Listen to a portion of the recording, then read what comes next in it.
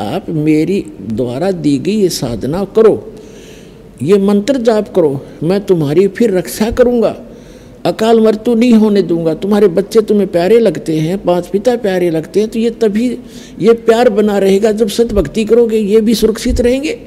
जब तक आप यहाँ रहोगे, आप यहाँ भी ठीक रहोगे और भगवान बच्चों को भी सद्बुद्धि देगा, आपकी भक्ति बनेगी, आपकी वृद्धावस्था भी अच्छी तरह व्यतीत होगी। क्योंकि सत्संग सुनने वाले और भक्ति करने वाले बच्चे, पुत्र वधू और पुत्र अपने आप विनम्र हो जाते हैं, उनके अंदर दया भाव भर जाती है और कोई लोभ लालच से वो सेवा नहीं करते, वो एक अपना नैतिक कर्तव्य जानकर फिर सेवाएं करते हैं। तो आपकी वृद्धावस्था भी सुथरी बीतेगी, भगवान की कुछ भक्ति साथ देगी, कुछ बच्चों में परमात्मा उनमें भाव अच्छा भरेगा।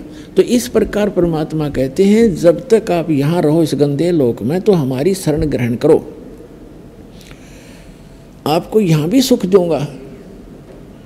और जब यहाँ से जाओगे, विमान में बैठकर जाओगे, आपको महसूस ही नहीं होगा कि आपकी मृत्यु हुई।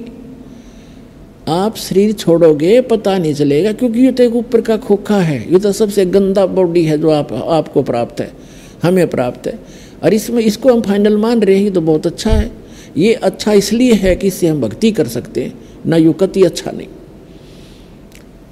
और इस भक्ति के लिए ये सबसे अच्छा है, क्योंकि ये मानव शरीर बार बार प्राप्त नहीं होता, इसलिए इसका सदुपयोग करें।